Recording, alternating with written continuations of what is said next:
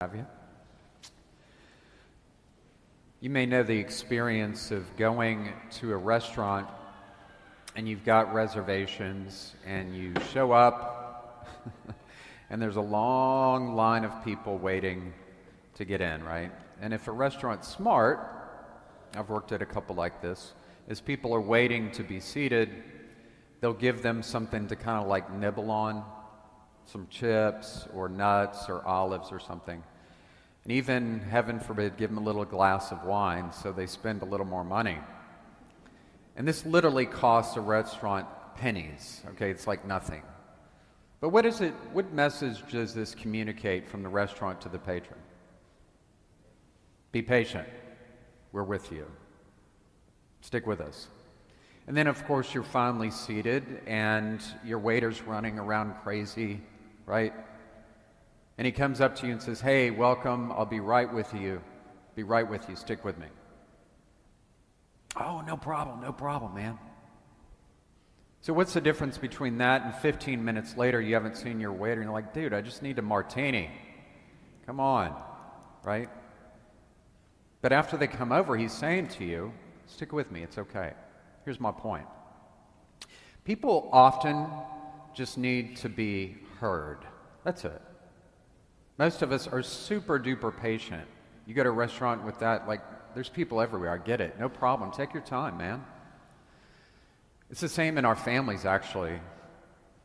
When we're talking to somebody, we may totally disagree with them. And inside, we're thinking, I've heard this so many times. But they often just need to be heard and listened to without being harsh, with our harsh words or harsh tone, because often the tone can communicate far, far more than what we say. You know, those of you that raise families, I always say raising a family is one of the most beautiful and challenging things any human being can do. Why? Because you're constantly keeping things in this delicate balance. Have you noticed this, right? So for instance, I need to work enough to support my family, but I don't want to be so distant working that I never see my family. I need to discipline my child occasionally, give them boundaries, but on the other hand, I don't want to be that overbearing, suffocating parent.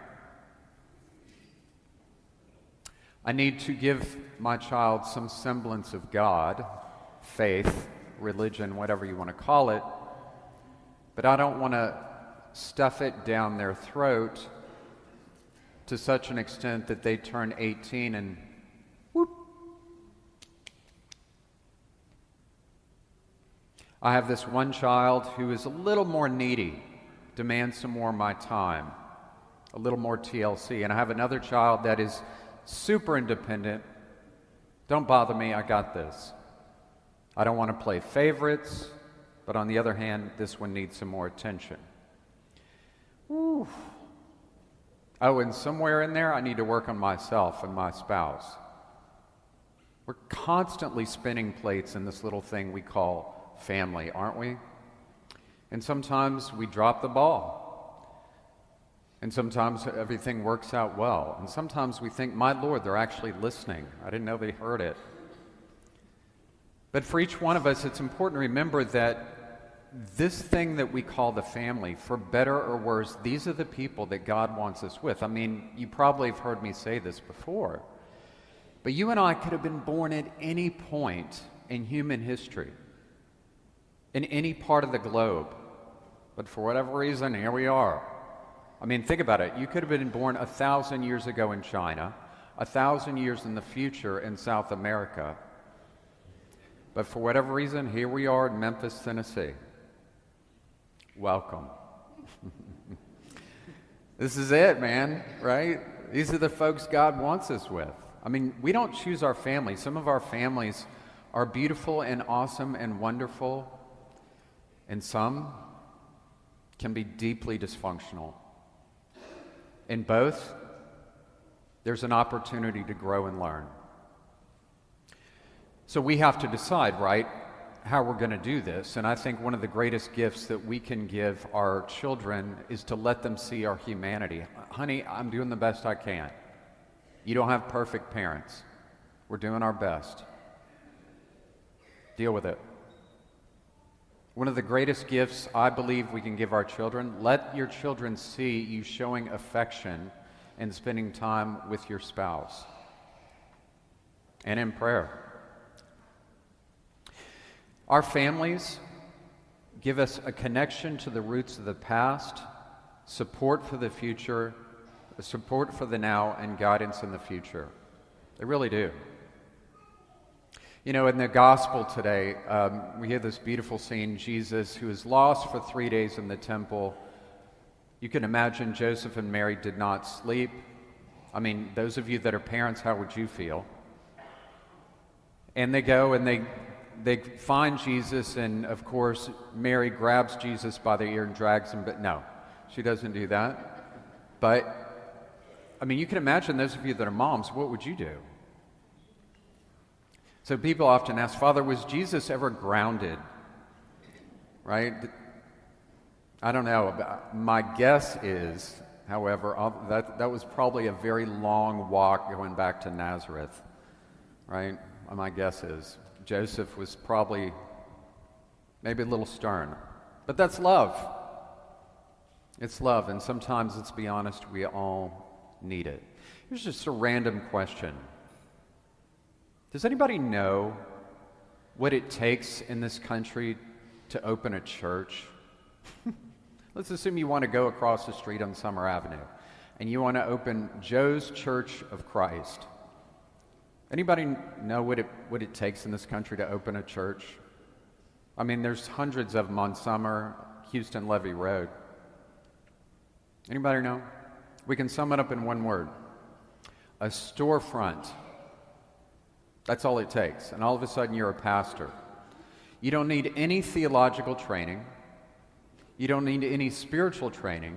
You don't need any training in counseling. And all of a sudden you have people in your congregation coming to you for guidance. Talk about the blind leading the blind. I mean, no offense. But here's my point. Be careful, brothers and sisters, the advice from people you see, the people you seek advice from. Because we can go from the frying pan into the fire. Asking advice is a good thing, advice with our family. But be careful the voices you listen to. It'd be like me doing brain surgery or being an air traffic controller. I've never even put on scrubs, okay? So I wouldn't even assume this. But we need to seek out good advice from sound sources. Who do you know in your marriage or your family, in your circle, that has done this well, that has survived some storms? Seek them out. How did you do this, man? Share this with me. It's one of my favorite things when I'm working with younger couples, to have couples that have been married for some time, give them advice. I say, let me connect you guys. And share what you learn. It's a beautiful thing. Let's be honest. If you permit me to kind of throw the snake on the table a little bit, those of you that are parents, we love our children. We love them. But let's be honest. I think most parents would agree that most of our children, or at least many of them, have no idea how much we struggle for them. They have no idea how expensive things are, and they have no idea how much we worry about them, stay awake at night, and wring our hands. Am I right? My opinion, I'm a celibate man, take it for what you want, okay? But when people ask my opinion, I tell them, I said, look, you want my opinion? Give your children a list of how much things cost. Honey, this is how much we pay for your tuition at school. This is how much we paid for your car. This is how much we pay for your cell phone. It's how much we pay for your gas. This is how much it costs when we go on vacation. Well, Father, I don't want to make my child feel, I don't want to lay that on them. My response to that response is, it's your choice. But I can promise you this. In the near future, your children will be writing their own checks for their children. And they might just appreciate it more. Just a thought.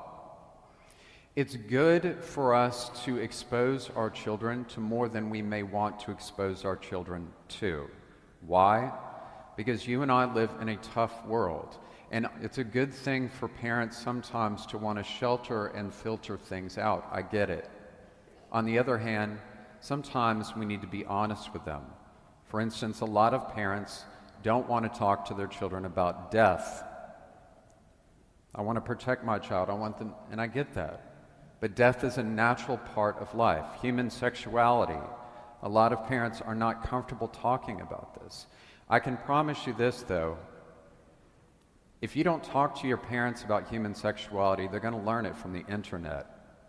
You choose. I'll close with this.